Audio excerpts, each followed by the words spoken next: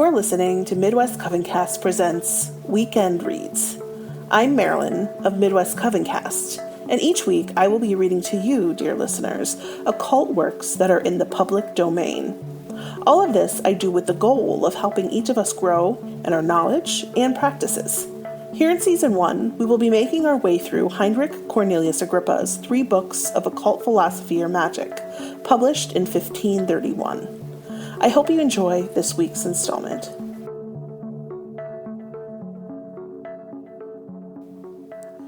Chapter 29. What things are under the power of Mercury and are called mercurial.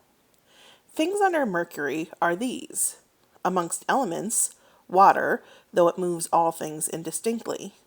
Amongst humours, those especially which are mixed, as also the animal spirit. Amongst tastes, those that are various, strange, and mixed. Amongst metals, quicksilver, tin, and the silver, marcasite. Amongst stones, the emerald, agate or agate, red marble, and topaz, and those which are of diverse colors and various figures naturally, and those that are artificial, as glass, and those which have a color mixed with green and yellow. Amongst plants and trees, the hazel, 5-leaved grass, the herb mercury, fumitory, pimpernel, marjoram, parsley, and such as have shorter and less leaves, being compounded of mixed natures and diverse colors. Animals also that are of quick sense, ingenious, strong, inconstant, and swift, and such as become easily acquainted with men, as dogs, weasels, apes, foxes, the hart and mule, and all animals that are of both sexes, and those which can change their sex, as the hare, civet cat, and such like. Amongst birds, those which are naturally witty, melodious, inconstant, as the linnet, nightingale, blackbird, lark, thrush, the gnat snapper, and bird calandra, the parrot, the pie, the bird ibis, the bird porphyrio, the black beetle, the one horn, and the seabird trochilus, which goes into the crocodile's mouth for its food. Amongst fishes, the fish called porcantrel for deceitfulness and changeableness, the forkfish for its industry, and the mullet also that shakes off the bait on the hook with his tail. Chapter 30. That the whole sublunary world, and those things which are in it, are distributed to planets.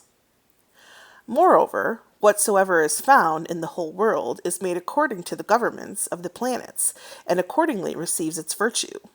So in fire, the enlivening light thereof is under the government of the sun, the heat of it under Mars, in the earth, the various superficies thereof under the moon and Mercury, and the starry heaven, the whole mass of it under Saturn. But in the middle elements, air is under Jupiter, and water under the moon, but being mixed are under Mercury and Venus. In like manner, natural active causes observe the sun, the matter the moon, the fruitfulness of active causes Jupiter, the fruitfulness of the matter Venus, the sudden affecting of any thing Mars, and Mercury that for his vehemency, this for his dexterity and manifold virtue. But the permanent continuation of all things is ascribed to Saturn. Also amongst vegetables, everything that bears fruit is from Jupiter, and everything that bears flowers is from Venus. All seed and bark is from Mercury, and all roots from Saturn, and all wood from Mars, and leaves from the moon. Wherefore all that bring forth fruit and not flowers are of Saturn and Jupiter, but they that bring forth flowers and seed and not fruit are of Venus and Mercury. Those which are brought forth of their own accord without seed are of the moon and Saturn. All beauty is from Venus, all strength from Mars, and every planet rules and disposeth that which is like to it. Also in stones, their weight, clamminess, and slipticness is of Saturn, their use and temperament of Jupiter, their hardness from Mars, their life from the sun, their beauty and fairness from Venus, their occult virtue from Mercury, and their common use from the moon. Chapter 31. how provinces and kingdoms are distributed to planets. Moreover, the whole orb of the earth is distributed by kingdoms and provinces to the planets and signs. For Macedonia, Thracia, Illyria, Ariana, Gordiana, India, many of which countries are in the Lesser Asia, are under Saturn and Capricornus. But with Aquarius under him are the Soromantian country, Oxiana, Sogdiana, Arabia, Phazania, Media, and Ethiopia, which countries for the most part belong to the more inward Asia. Under Jupiter with Sagittarius are Tuscana, Celtica, Spain, and happy Arabia, and under him with Pisces are Lycia, Lydia, Cilicia, Pamphylia, Paphlagonia, Nazamonia, and Libya. Mars with Aries governs Brittany, France, Germany, Bastarnia, the lower parts of Syria, Idumea, and Judea. With Scorpio, he rules Syria, Commagena, Cappadocia, Metagonium, Mauritania, and Getulia. The Sun with Leo governs Italy, Apulia, Sicilia, Phoenicia, Chaldea, and the Orcanians. Venus with Taurus governs the Isles Cyclades, the seas of Little Asia, Cyprus, Parthia, Media, Persia. But with Libra, she commands the people of the island Bractia, of Caspia, of Ceres, of Thebes, of Oasis, and of Troglodyes. Mercury, with Gemini, rules Hyrcania, Armenia, Mantiana, Cyrenaica, Marmarica, and the Lower Egypt. But with Virgo, he rules Greece, Achaia, Creta, Babylon, Mesopotamia, Assyria, and Elah, whence they of that place are in Scripture called Elamites. The moon, with Cancer, governs Bithynia, Phrygia, Colchica, Numidia, Africa, Carthage, and all Carchadonia. These we have in this manner gathered from Ptolemy's opinion, to which, according to the writings of other astrologers, many more may be added. But he who knows how to compare these divisions of provinces, according to the divisions of the stars, with the ministry of the ruling intelligences and blessings of the tribes of Israel, the lots of the apostles, and typical seals of the sacred scripture, shall be able to obtain great and prophetical oracles concerning every region of things to come. Chapter 32. What things are under the signs, the fixed stars, and their images. The like consideration is to be had in all things concerning the figures of the fixed stars. Therefore, they will have the terrestrial ram to be under the rule of the celestial Aries, and the terrestrial bull and ox to be under the celestial Taurus.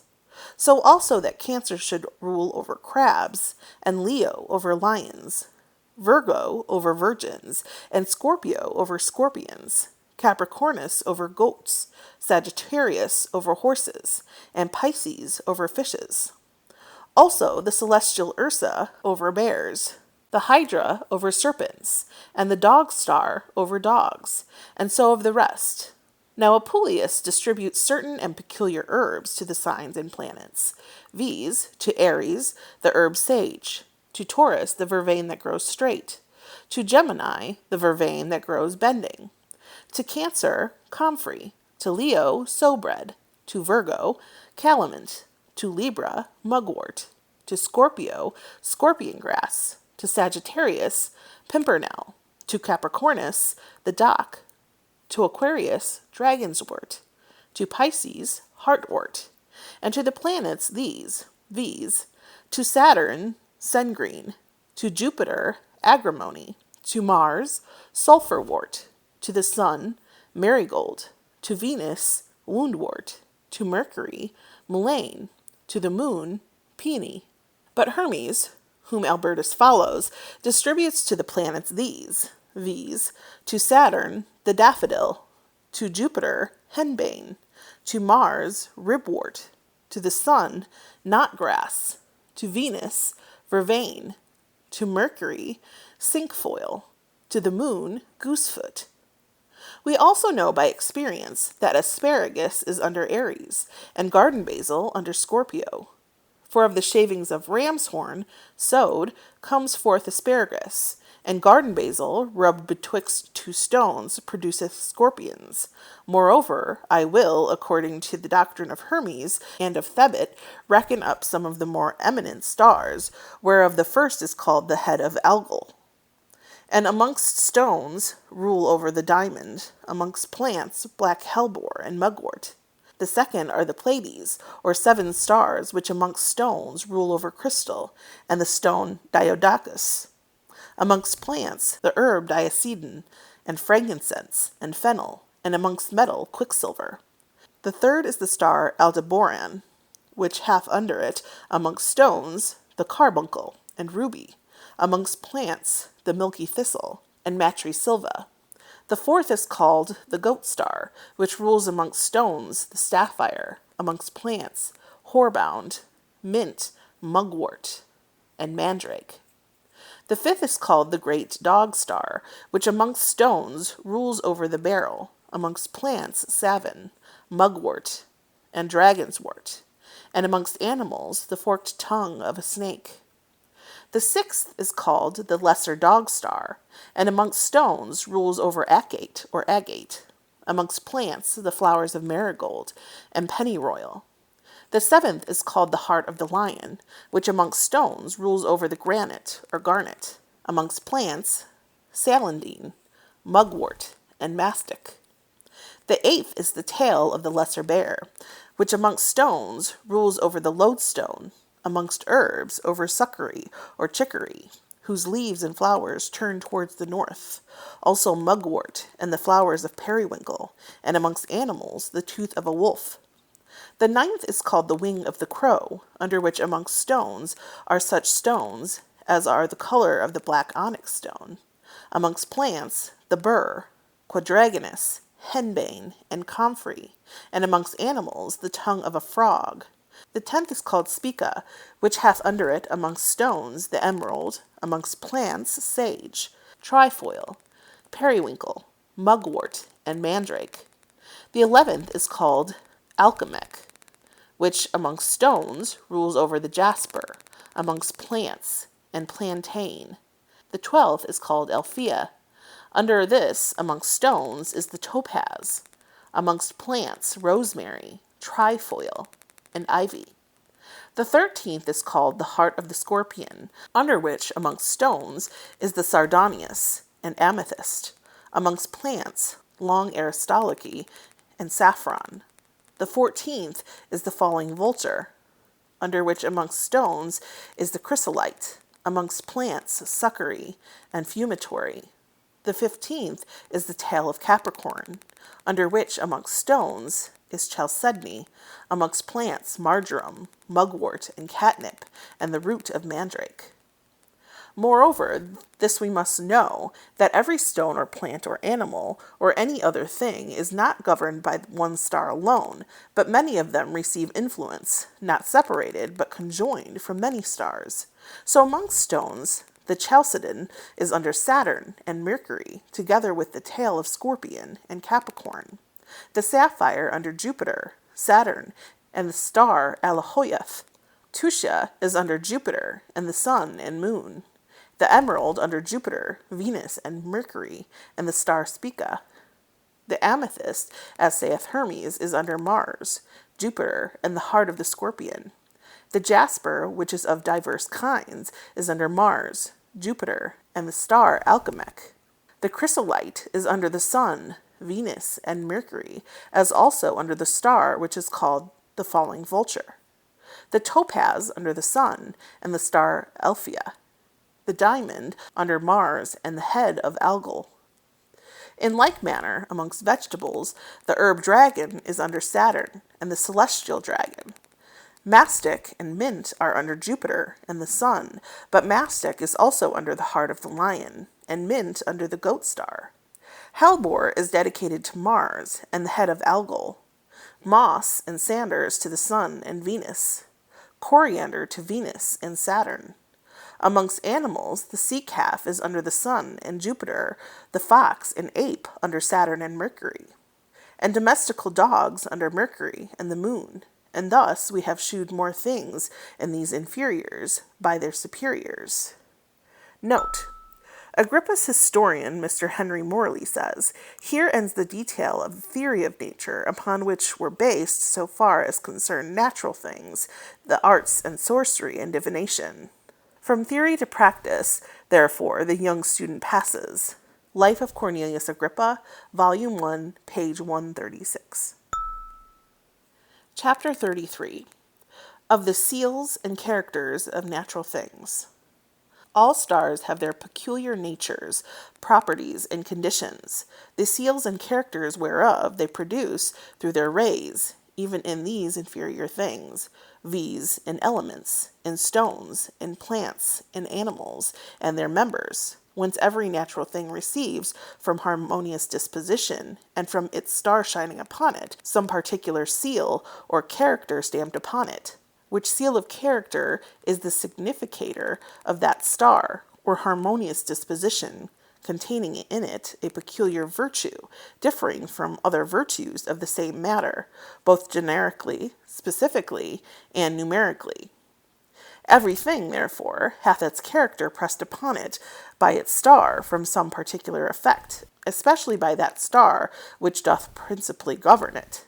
And these characters contain and retain in them the peculiar natures, virtues, and roots of their stars, and produce the like operations upon other things, on which they are reflected and stir up and help the influences of their stars, whether they be planets, or fixed stars, or figures, or celestial signs. Note: the heavens in general are mapped out into clusters and combinations of stars, known as constellations, and to each constellation the ancients gave a certain figure, the name of which also named the constellation as Capricornus, from Casper, goat, and Cornu, horn, is given the figure of a goat, one-horned starry. And this constellation, by being one of the 12 constellations of the zodiac, is further known as one of the 12 signs, viz., as oft as they shall be made in a fit matter, and in their due and accustomed times, which ancient wise men considering, such as labored much in the finding out of the occult properties of things, did set down in writings the images of the stars, their figures, seals, marks, characters, such as nature herself did describe by the rays of the stars in these inferior bodies, some in stones, some in plants, and joints, and knots of boughs, and some in diverse members of animals. For the bay tree, the lote tree, and the marigold are solary plants, and in their roots and knots being cut off, shew the characters of the sun. So also in the bones and shoulder blades in animals, whence there arose a spatulary kind of divining, i.e., by the shoulder blades, and in stones and stony things, the characters and images of celestial things are often found. But seeing that, in so great a diversity of things, there is not a traditional knowledge, only in a few things which human understanding is able to reach. Therefore, leaving those things which are to be found out in plants and stones and other things, as also in the members of the diverse animals, we shall limit ourselves to man's nature only, which, seeing, it is the most complete image of the whole universe, containing in itself the whole heavenly harmony, will, without all doubt, abundantly afford us the seals and characters of all the stars and celestial influences, and those as the most efficacious, which are less differing from the celestial nature. But as the number of the stars is known to God alone, so also their effects and seals upon these inferior things, wherefore no human intellect is able to attain to the knowledge of them, whence very few of those things became known to us, which the ancient philosophers and chiromancers attained to, partly by reason and partly by experience. And there be many things yet lying hid in the treasury of nature. We shall here in this space note some few seals and characters of the planets, such as the ancient chiromancers knew of, in the hands of men, These doth Julian call sacred and divine letters, seeing that by them, according to the Holy Scripture, is the life of men writ in their hands. And there are in all nations of all languages always the same and like to them, and permanent, to which were added and found out afterwards many more, as by the ancient, so by latter chiromancers. And they that would know them must have recourse to their volumes. It is sufficient here to shew from whence the characters of nature have their original source, and in what things they are to be inquired after. Note: Mr. Morley, on page 138 of his work, gives successively, line under line, the divine letters of Saturn, Jupiter, Mars, Venus, Mercury, the Sun, and the Moon, which may be compared with the figures made from the 1651 edition. Here follow the figures of divine letters, the letters or characters of Saturn, the letters or characters of Jupiter, the letters or characters of Mars, the letters or characters of the Sun, the letters or characters of Venus, the letters or characters of Mercury, the letters or characters of the Moon. Chapter 34. How, by natural things and their virtues, we may draw forth and attract the influences and virtues of celestial bodies. Now, if thou desirest to receive virtue from any part of the world, or from any star, thou shalt, those things being used which belong to this star, come under its peculiar influence, as wood is fit to receive flame by reason of sulfur, pitch, and oil. Nevertheless, when thou dost to any one species of things, or individual, rightly apply many things, which are things of the same subject, scattered amongst themselves, comfortable to the same idea and star, presently, by this matter so opportunely fitted, a singular gift is infused by the idea, by means of the soul of the world. I say opportunely fitted, viz., under a harmony, like to the harmony which did infuse a certain virtue into the matter. For although things have some virtues, such as we speak of, yet those virtues do so lie hid that there is seldom any effect produced by them. But, as in a grain of mustard seed, bruised, the sharpness which lay hid is stirred up. And as the heat of the fire doth make letters apparent to the sight, which before could not be read, being writ with the juice of an onion, or with milk, and as letters wrote upon a stone with the fat of a goat, and altogether unperceived, when the stone is put into vinegar, appear, and shew themselves, and as a blow with a stick stirs up the madness of a dog which before lay asleep, so doth the celestial harmony disclose virtues lying in the water, stirs them up, strengtheneth them, and makes them manifest, and as I may so say, produceth that into act, which before was only in power, when things are rightly exposed to it in a celestial season.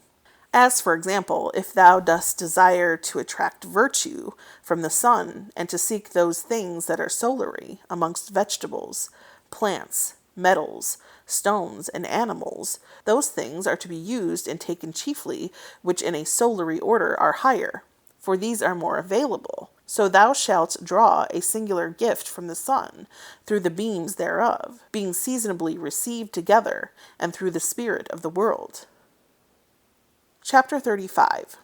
Of the mixtions of natural things, one with another, and their benefit.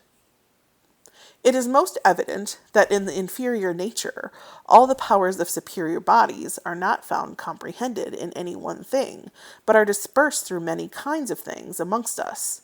As there are many solary things, whereof every one doth not contain all the virtues of the sun, but some have some properties from the sun, and others other some. Wherefore, it is sometimes necessary that there be mixtions in operations, that if 100 or 1,000 virtues of the sun were dispersed through so many plants, animals, and the like, we may gather all these together, and bring them into one form, in which we shall see all the said virtues being united contained. Now, there is a twofold virtue in commixion. One, viz., which was first planted in its parts, and is celestial. The other is obtained by a certain and artificial mixion of things, mixed amongst themselves, and of the mixtions of them, according to certain proportions, such as agree with the heaven under a certain constellation. And this virtue descends by a certain likeness and aptness that is in things amongst themselves, towards their superiors, and just as much as the following things do, by degrees, correspond with them that go before, where the patient is fitly applied to its superior agent.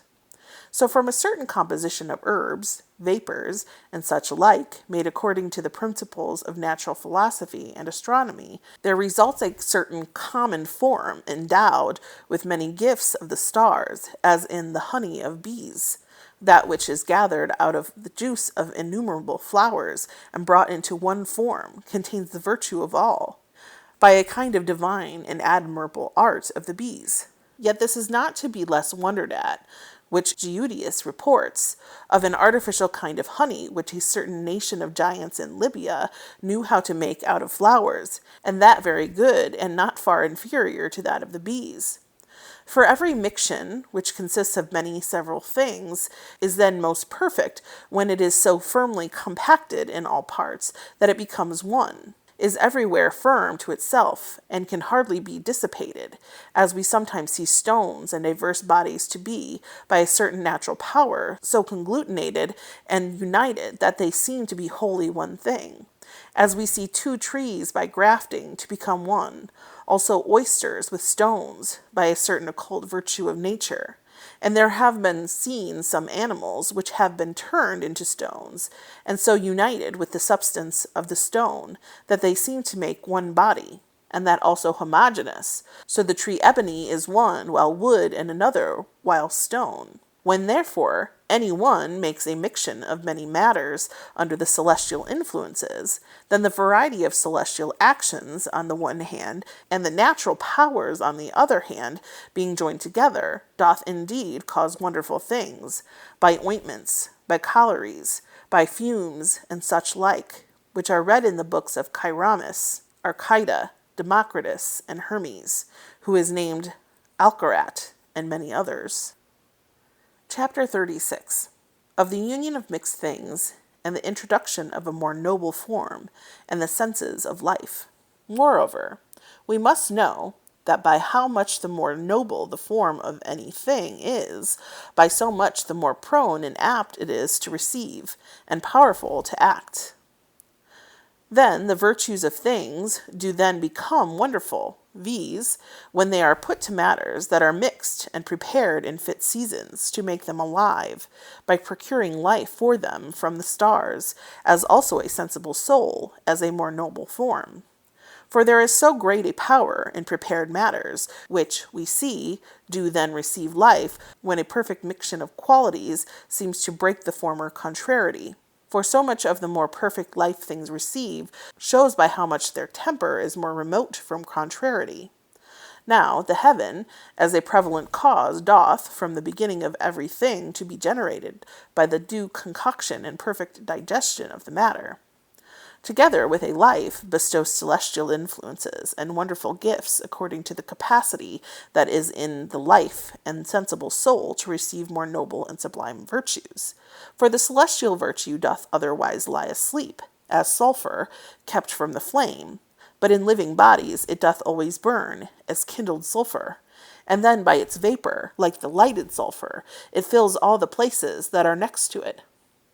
So certain wonderful works are wrought, such as are read of the Book of Nemeth, which is titled A Book of the Laws of Pluto, because such kind of monstrous generalizations are not produced according to the laws of nature. For we know that of worms are generated gnats, of a horse wasps, of a calf or ox bees, of a crab his legs being taken off and he buried in the ground a scorpion, of a duck dried into a powder and put into water are generated frogs. But if the duck be baked in a pie, and cut into pieces, and then put into a moist place under the ground, toads are generated of it. Of the herb garden basil, bruised betwixt two stones, are generated scorpions, and of the hairs of a catamenial person, buried under compost, are bred serpents, and the hair of a horse's tail put into water receiveth life, and is turned into a pernicious worm. And there is an art wherewith, by a hen sitting upon eggs, may be generated a form like a man, which I have seen and know how to make, which magicians say hath in it wonderful virtues, and this they call the true mandrake. You must therefore know which and what kind of matters are either of nature or art, begun or perfected, or compounded of more things, and what celestial influences they are able to receive. For a congruity of natural things is sufficient for the receiving of influence from those celestial, because, when nothing doth hinder the celestials to send forth their lights upon inferiors, they suffer no matter to be destitute of their virtue. Wherefore, as much matter as is perfect and pure is not unfit to receive the celestial influence, for that is the binding and continuity of the matter to the soul of the world, which doth so daily flow in upon things natural, and all things which nature hath prepared, that it is impossible that a prepared matter should not receive life or a more noble form. Chapter 37. How by some certain natural and artificial preparations we may attract certain celestial and vital gifts.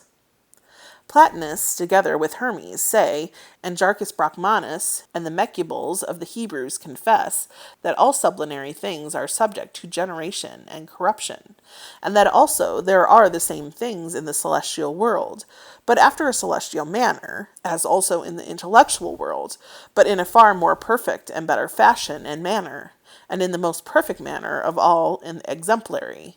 And, after this course, that every inferior thing should, in its kind, answer its superior thing, and through this the supreme itself, and receive from heaven that celestial power they call the quintessence, or the spirit of the world, or the middle nature, and from the intellectual world a spiritual and enlivening virtue, transcending all qualities whatsoever, and lastly from the exemplary, or original world, through the mediation of the other, according to their degree, receive the original power of the whole perfection.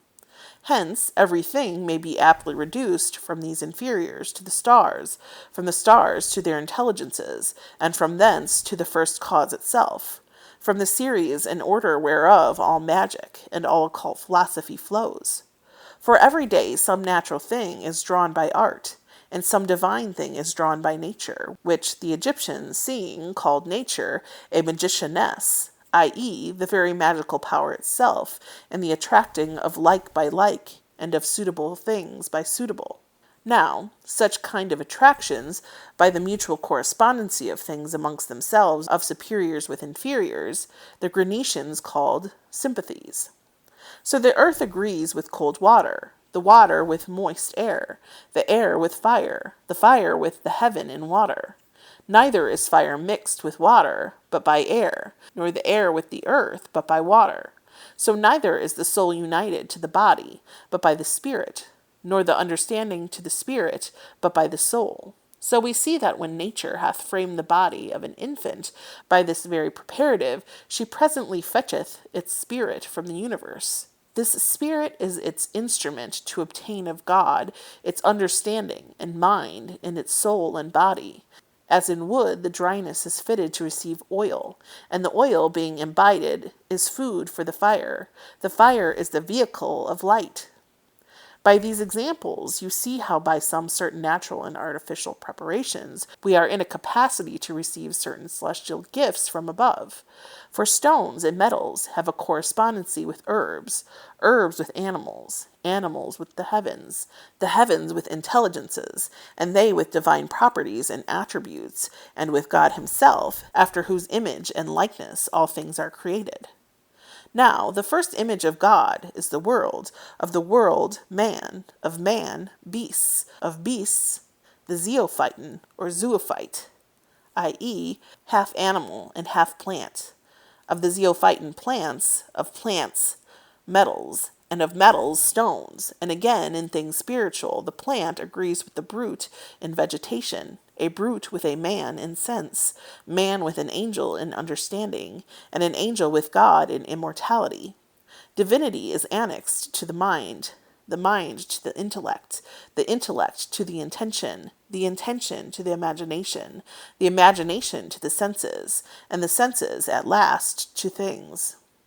For this is the band and continuity of nature, that all superior virtue doth flow through every inferior with a long and continued series, dispersing its rays even to the very last things, and inferiors, through their superiors, come to the very supreme of all.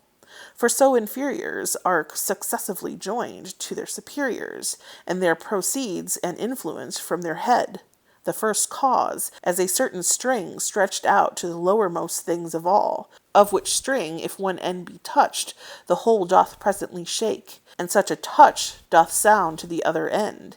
And at the motion of an inferior, the superior also is moved, to which the other doth answer, as strings in a lute well tuned. Chapter 38. How we may draw not only celestial and vital, but also certain intellectual and divine gifts from above.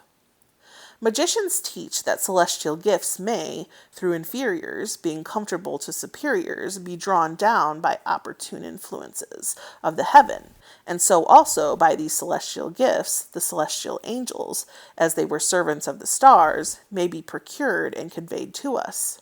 Iamblichus, Proclus, and Synesius, with the whole school of Platonists, confirm that not only celestial and vital, but also certain intellectual, angelical, and divine gifts may be received from above by some certain matters having a natural power of divinity, i.e., which have a natural correspondency with the superiors, being rightly received and opportunely gathered together according to the rules of natural philosophy and astronomy. And Mercurius Trismegistus writes that an image, rightly made of certain proper things, appropriated to any one certain angel, will presently be animated by that angel.